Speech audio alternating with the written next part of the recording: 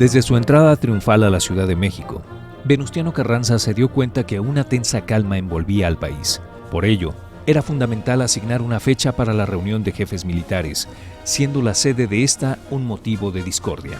Aunque algunas voces manifestaban que una población del norte resultaría territorio neutral, el primer jefe se decantó por la Ciudad de México. Aún y con poca representatividad, insistió que la convención daría inicio el 1 de octubre de aquel convulso 1914. Aguascalientes TV presenta una producción de Radio y Televisión de Aguascalientes. La Convención de Aguascalientes, de las armas a las normas.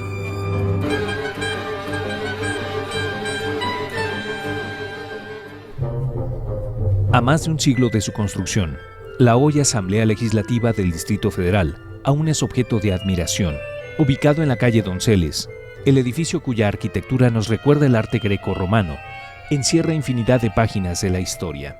Este emblemático lugar fue la sede de la Cámara de Diputados durante más de 7 décadas. Sin embargo, en sus primeros años, representó a la élite porfirista. Quizá por ello, para los revolucionarios, era esencial reunirse en este espacio. Imaginemos el ejercicio del poder durante el porfiriato, que estaba ejercido, como decía el historiador don Luis González, por los tísicos, los científicos. Una forma de romper con ese viejo esquema del porfiriato era, en efecto, entrar en estos espacios que eran exclusivos para la vieja clase porfiriana. Era como desacralizar el espacio, ¿no? La irrupción en la historia de estas masas ignoradas durante tanto tiempo por el porfiriato. Y entonces, el 1 de octubre de 1914, se empiezan a reunir aquí los delegados, que son llamados por Carranza para discutir el destino del país después de la caída del gobierno del general Victoriano Huerta.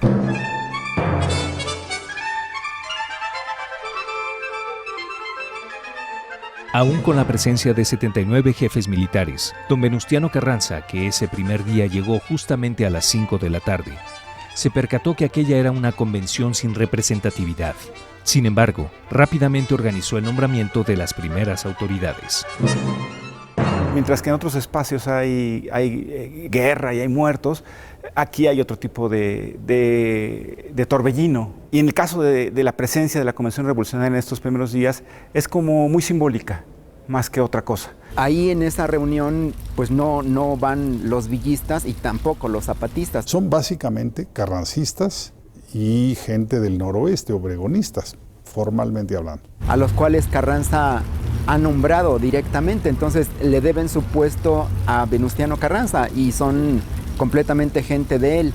Si la Convención Ciudad de México I fue dominada por carrancistas y no había presencia villista y no había presencia zapatista, esta fue su característica, pues poco podría resolver. Entonces hay una discusión en torno a esta cuestión de cómo, a final de cuentas, una reunión sin estos elementos pues sería incompleta. No puede resolverse los problemas de la revolución si no están los villistas ahí, pues sí, era para eso la convención, para resolver las diferencias de proyecto y las diferencias políticas entre villistas y constitucionalistas o carrancistas y obregonistas. Durante el tercer día de la convención, algunos más que sugerir, exigían el traslado a la capital hidrocálida.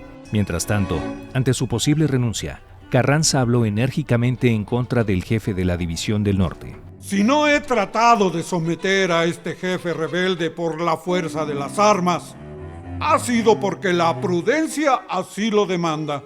Ustedes me confirieron el mando del ejército y el poder ejecutivo, y no los puedo entregar a solicitud de un grupo de jefes descarriados. Además, el viejo coahuilense aseguró que al integrarse en su totalidad los generales constitucionalistas, estarían en condiciones de trasladarse a Aguascalientes. Empero, hubo quien cuestionó el peligro que implicaba el traslado. Lapidariamente, Obregón reiteró: yo voy para Aguascalientes, y si la convención no logra su objetivo y Villa continúa su rebeldía, yo mismo lo combatiré. Durante las sesiones del día 4, la acalorada discusión se dio en torno a la presencia de los civiles en la convención. Sin llegar a un acuerdo, también se cuestionó si Villa imponía la nueva sede. Como respuesta, Lucio Blanco afirmó que él mismo la había propuesto. El día 5, la asamblea se vio claramente mermada. Incluso se afirmó de manera infundada que los generales Obregón y Ay habían partido rumbo al norte. Además, por la noche, finalmente se planteó una resolución. Se acuerda que los delegados de Ciudad de México se trasladen a Aguascalientes y que los delegados villistas vayan a Aguascalientes simple y sencillamente. Y este es el origen de que la convención se reúne en Aguascalientes, porque es una población equidistante a la zona carrancista, Ciudad de México, y a las zonas villistas del norte del país. Todos los demás están de acuerdo que Aguascalientes es una ciudad que garantiza la neutralidad de las corrientes revolucionarias. Cada una se compromete a no llevar contingentes armados a la ciudad para que esté libre de la presencia de los grandes ejércitos, que en esos momentos son decenas de miles de personas las que componen las fuerzas revolucionarias. Entonces comienza la segunda etapa de la convención, lo que yo llamo Convención de Aguascalientes, Aguascalientes. El telégrafo dio a conocer la noticia en Aguascalientes la misma noche del 5 de octubre. Con el amanecer del día siguiente, los tranquilos vientos anunciaron el próximo acontecimiento. Casi de manera inmediata, en el terruño se pudo advertir un movimiento inusitado, mismo que rompería la tranquilidad. Imaginemos una pequeña ciudad de Aguascalientes hacia 1914, que de repente deciden que no solamente es el centro geográfico del país, sino que también va a ser el centro político para recibir a todos los revolucionarios del país. La ciudad de Aguascalientes ve rota, trastocada completamente su vida cotidiana, ¿no? Sobre todo hay que entender en ese momento, la gente no se desplazaba más allá de 30 kilómetros a la redonda, ¿no? O sea, de pronto México les llegó, el México nos cayó aquí. Les cayó aquí. Aguascalientes no había sido cuna de grandes batallas ni de grandes movimientos revolucionarios. Las cosas se estaban desarrollando de una manera mucho más tranquila dentro de esa marea revolucionaria. Entonces, cuando se decide que Aguascalientes sea sede de esta convención, de la noche a la mañana, pues la vida se trastoca fundamentalmente, ¿no? Dice Enrique Rodríguez que Aguascalientes se convirtió en la capital de la Revolución Mexicana, por lo menos por un mes, un poquito más de un mes, ¿no? La revolución, podríamos señalarlo, toca a Aguascalientes, toca en el sentido de que le toca incorporarse dentro de esa dinámica de lo que es este gran movimiento. Con la llegada de los periódicos capitalinos, los habitantes de la nueva sede navegaron entre el júbilo y el temor. A partir de ese momento, la estación del ferrocarril se convirtió en un verdadero espectáculo. Las crónicas de la época dan cuenta de la llegada de un gran número de trenes, de cuyas entrañas bajaban los convencionistas. Esta es la estación del ferrocarril, fue inaugurada en 1911, el 20 de noviembre. Era el transporte moderno por excelencia. Y seguramente esto abundó de gente, de curiosos, que vinieron a ver a los militares, que vinieron a ver a los generales, a sus séquitos, ¿no? Yo recuerdo, seguramente lo leíste, aquel cuento de Mauricio Magdaleno, Cuarto Año, donde él contaba, que supongo que es un cuento un tanto autobiográfico, que se venían los chiquillos a ver qué pasaba. Hay algunas crónicas que refieren que había una enorme expectación por parte de la población que vinieron a ver quién llegaba, si el general Felipe Ángeles de avanzada, que si venía o no venía Pancho Villa, que otros generales del ejército constitucionalista venían o de la División del Norte, de tal manera que sí debe de haber habido una saturación de trenes aquí en la estación. No cupieron, algunos se quedaron en estaciones cercanas como en Chicalote, como la que está acá. Bajaban y los retiraban. En la salida de México, ¿cómo se llama esta otra estación? Peñuelas. Peñuelas. Sí. Y bueno, debe haber sido todo un espectáculo que la gente estuviera viendo quién llegaba, quién se iba. Sí. Algunos eran acompañados en carrozas, en carros al centro de la ciudad de Aguascalientes, a los hoteles principales, porque era la gran noticia el tema de la convención. Entre el 6 y el 8 de octubre, se verificaron un gran número de arribos. Muchos comerciantes, específicamente del sector hotelero, vieron en ello una oportunidad para obtener jugosas ganancias. Algunos otros prefirieron cerrar, ya que aunque el ambiente parecía festivo, también existía el temor por la presencia de diversas ideologías revolucionarias. Por su parte, un sector de la clase alta decidió abandonar el lugar. Ciertamente un segmento de la población aquí de Aguascalientes se fue. Sí, se fue porque habían sido participantes en el régimen de Porfirio Díaz, de Victoriano Huerta. Evidentemente eran los ricos de aquí de Aguascalientes, se fueron a Guadalajara, a la Ciudad de México, nos acabaron exiliados en el extranjero, posteriormente llegaron. Para ellos les significó eso, repercutió en su riqueza ciertamente personal. Se iban a los ranchos, a las comunidades rurales, pero para no estar aquí dentro del grupo aquel de revolucionarios. Nuestro pueblo sintió un miedo atroz. Las muchachas que estaban en edad de merecer, rápido las escondían. Había ocasiones que hasta en las norias las metían para esconderlas. Tuvieron que, por un lado esconder lo poco que tenían o lo mucho que tenían, y también esconder a sus hijas y a sus esposas, ¿no? En sus apasionantes crónicas, tanto Anita Brenner como Mauricio Magdaleno dejaron patente el transcurrir de aquellos días, mientras el escritor y guionista cinematográfico recuerda que sus maestros proponían vacaciones para los niños. La escritora nos cuenta que con el afán de tener seguridad, muchas familias ofrecieron hospedaje a los convencionistas. Así, en aquel otoño, se dio un movimiento nunca visto en Aguascalientes. Durante un mes, la calidez de esta tierra fue removida desde sus entrañas.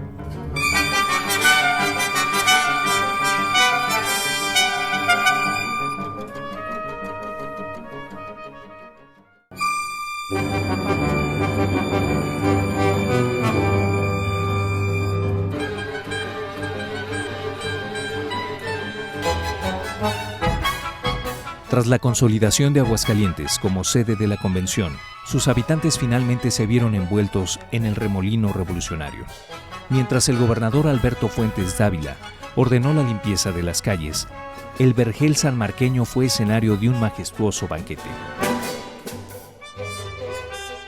Aunque no estuvo presente en esta comida, el historiador Vito Alessio Robles nos habla de aquel agasajo.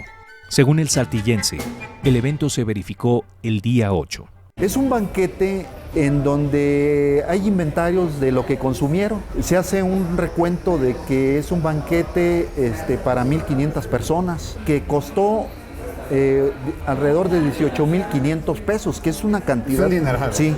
Allí no queda muy en claro de dónde se obtuvieron los recursos, porque se consumieron desde champán, whisky, tequila seguramente, puros, se compraron 1,000 puros. Tengo la impresión que una parte fue costeada con recursos de la economía local. Con un anhelo de unión, paz y concordia, el general Martín Triana encabezó la organización de aquel banquete. También dio lectura de una carta enviada por el general Antonio Villarreal. En ella, se cuestionaba la seguridad en el traslado. Muchos fueron los oficiales que, acompañados de sus escoltas, llegaron a la pequeña capital. Por ello, y de manera lógica, pronto la capacidad del lugar fue insuficiente. Había pocos hoteles en esa época, prácticamente en el primer cuadro de la ciudad, y seguramente muchos se quedaron en casas particulares, pero también seguramente no faltaron quienes vinieron a dormir a sus trenes. Sí, en efecto había trenes dormitorios de algunos generales que además por desconfianza no querían llegar a la ciudad. Venían con sus estados mayores, con sus escoltas, con sus oficiales, de tal manera que a los alrededores de la estación del ferrocarril deben de haber puesto campamentos, ¿verdad? Donde venían algunas adelitas, la tropa en general. Toda esta zona, digamos, atrás de lo que es hoy la Colonia del Trabajo, no estaba tan poblada. Entonces seguramente los campamentos que se establecieron algunos allá y otros allá en los mesones de la calle de Guadalupe. Históricamente, la actual calle de Guadalupe era la salida natural hacia el poniente. No obstante, al habitual movimiento de arrieros en aquellos días, los viejos mesones también fueron rebasados. En esta calle hubo varios mesones que era donde se hospedaban. Digamos que eran los hoteles anteriores a los hoteles propiamente dichos que conocemos hoy en día. Fueron los hoteles populares, los más populares, ¿no? Y justamente estaban a las entradas o salida de las ciudades, en este caso los mesones que estaban en la calle de Guadalupe, y es donde se hospedaron además muchos convencionistas y la gente que vino. Llegaron millares de personas, es indefinido el número, pues se vio desbordado, y los hoteles, casas de asistencia y mesones fueron absolutamente insuficientes.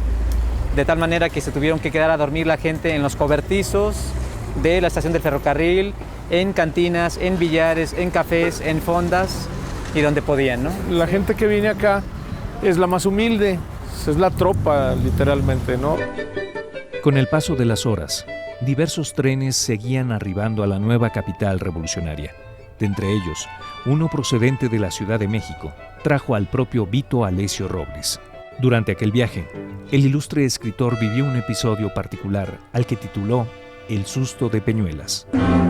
Nos encontramos en lo que un día fue la estación Peñuelas. Lleva ese nombre porque aproximadamente a 2 kilómetros se encuentra el casco de la ex hacienda de Peñuelas, una de las más importantes en Aguascalientes. Justamente en este lugar, la primera semana de octubre de 1914 se dio un incidente que es digno de recordar. El propio Vito Alessio Robles nos lo platica en su obra La Soberana Convención Revolucionaria. Precisamente cuando ya estaban llegando a Aguascalientes, el tren fue parado de una manera inesperada, ya que era la noche y el propio Vito Alessio Robles nos platica que él estaba dormido, él venía dormido después de un viaje pues muy intenso desde la Ciudad de México, porque el tren venía repleto. Cuando llega aproximadamente a esta estación, él venía dormido y sintió, él nos platica, un golpe que lo hizo aventarse hacia adelante. Incluso él textualmente nos dice, por poco y me rompo la nariz, y ve que el tren está parado. Obviamente él no sabe que está en la estación Peñuelas, hasta después se lo van a decir. Escuchó caballos y escuchó balacera. De tal manera que pues se asustaron. Dice él que él se trató de aventar al suelo, pero ya no había espacio porque estaban todos los cuerpos tirados en el suelo por el susto de lo que estaba pasando. Al cabo de que el tren se paró, subieron aproximadamente 10 hombres. Subieron 10 hombres, él dice, vestidos de mezclilla y con sombreros de paja, y gritaron quién era militar. Le gritaban quién era militar, de tal manera que ya los que realmente eran militares pues se alzaron la mano, se pararon un poquito y dijeron, pues yo soy militar, yo soy militar. Ah, pues ¿de dónde, qué cuerpo vienes? Pues yo soy de tal división, yo sé. Incluso les hicieron mostrarles su credencial. Debemos recordar que ya estaban credencializados para la Convención de la Ciudad de México y obviamente en la de Aguascalientes se tenía que mostrar la credencial. Y ya cuando se autentifican como convencionistas, los vuelven a subir al tren y entonces ya los dejan llegar a Aguascalientes. Aquellos hombres pertenecían al general Pánfilo Natera, el que había tomado Zacatecas al lado de Villa y de Felipe Ángeles. ¿Cuál era la misión de esos hombres? Parar todos los trenes, tanto del sur como del norte. En este caso estos 10 con pistola en mano preguntaban por tropa, por soldados, porque debemos de recordar que Aguascalientes es designada sede porque iba a ser una ciudad neutral, donde ninguna tropa, tanto de carrancistas como de villistas, no debían de estar en un radio. Tras apenas reponerse de aquel susto, Vito Alessio Robles se enfrentó a otra dificultad. No pudo encontrar hospedaje. En compañía de correligionarios y en busca de apoyo, caminaron rumbo al Palacio de Gobierno. El gobernador y comandante militar de Aguascalientes, que era Alberto Fuentes Dávila, tenía una serie de conocidos porque él tenía viviendo en la ciudad al menos 10 años o más. Entonces conocía ya mucha gente, de tal manera que cuando llegaban los convencionistas y ya no encontraban hospedaje, él les buscaba acomodo entre sus conocidos, en casonas particulares, incluso en algunos pequeños palacetes. El propio Vito Alessio Robles comenta que él fue a dar a casa de Félix Chaboyo, que era el administrador del timbre, donde vivían 3 de sus hermosas hijas, así las menciona él, y que le brindaron una habitación sumamente agradable, confortable, sí, donde se dio un baño en una bañera que lo reconfortó después de un viaje penoso que hizo en tren de la Ciudad de México para acá. Y historias como esas deben de haberse repetido por decenas, ¿no? Durante la fresca mañana del 10 de octubre, Vito Alessio Robles pudo apreciar la fisonomía hidrocálida. En un carruaje tirado por caballos, recorrió calles y plazas. Se enteró de aquel añejo sistema acuífero, donde las cálidas aguas surcaban las frescas acequias. Con elegantes formas literarias, describe aquel provinciano lugar. El clima era dulce a pesar de la altitud. El ambiente de la ciudad me pareció hermoso y acogedor. La arquitectura barroca tiene excelentes ejemplares en las iglesias de San Diego y de San Marcos, así como en el Palacio de Gobierno, por sus hornacinas, sus ornamentos llenos de requilorios y sus antiguos escudos nobiliarios, de los cuales quedan solo las borduras atormentadas. En la plaza principal pude ver una bella y elevada columna jónica que los aquicalidenses o hidrocálidos afirman orgullosos y convencidos, marca el centro geográfico exacto del territorio de la República Mexicana. De pronto, el lugar enfrentó una inusitada dinámica social. Los vivas y la música se confundían con el sonido de los vehículos de motor, sobre todo aquellos que circulaban por la calle Nueva, también conocida como Avenida de las Lágrimas. Esta arteria conectaba la estación con el mismo centro de la ciudad. ¿De quién sería la idea de abrir esta calle? De Fuentes Dávila. ¿Fue de él? Sí, directamente. Él mismo lo dice. ¿Sí? Él mismo lo dice en una entrevista que le hizo uno de sus sobrinos, salió publicado por ahí en los años 50. Y él dice que fue el primer gobernante urbanista que tuvo la revolución. El general Martín Triana, que era el comandante de la plaza, él se oponía a que se abriera esta arteria. No sabemos exactamente por qué, pero le dijo al gobernador: mire, chaparrito, antes que permitir yo semejante atropello, prefiero que me arrastre de testículos por el suelo. Eso menciona Eleodoro López en el Aguascalientes que yo conocí. Ajá. Eleodoro Martínez López. Sí. Pero Martín Triana de repente se ponía unas guarapetas de pronóstico reservado y en eso aprovechó el gobernador Fuentes Dávila pues para meter máquinas y para meter hombres sobre todo y a ensanchar tumbar el callejón de Zavala. Algunas casas del primer tramo de la primera cuadra fue lo más dificultoso. A partir de julio, agosto es cuando empiezan las demoliciones. Fueron realmente rápidas y sencillas. Yo me acuerdo, no lo leí, lo escuché, que al propietario del Hotel Francia le exigieron un pago para no tumbarlo, porque el trazo de la avenida iba derecho al edificio. Y dijo, no, pues yo no pago nada. Pero entonces ya la vio venir y dijo, no, espérense. Entonces pagó y ya se desvió un poquito. Por si tú lo observas, no es totalmente recto. Ya para cuando estaba por terminarse la obra, los periodistas que venían representando a la prensa metropolitana, particularmente del periódico El Liberal, que era Carlos Quirós, él menciona que para cuando llegaron los convencionistas faltaba de levantar nada más media cuadra de escombros, pero que el resto ya estaba prácticamente lista para abrirse la avenida. Y también una crónica de uno de sus periódicos, ya sea El Liberal o El Pueblo, menciona que hubo un desfile por la calle Madero, ¿no? Donde desfilaron algunos en carros descapotables, en carros convertibles, algunos a caballo y otros más a pie, pero que pasó Álvaro Obregón, pasó Eugenio Aguirre Benavides, pasó José Isabel Robles, Rafael Buelna y muchos otros. De tal manera que pues, fueron los convencionistas quienes inauguraron mediante un desfile el pasar por esta arteria. Y justamente le pusieron el nombre de Avenida de la Convención. En octubre de 1914 el ayuntamiento así lo decidió, pero un año más tarde, exactamente en noviembre de 1915, le pusieron el nombre de Francisco I. Madero, ¿no? Como los convencionistas ya habían sido los derrotados en el campo de batalla y también en el orden de la político, pues ya eran los derrotados y no tenía caso mantener el nombre.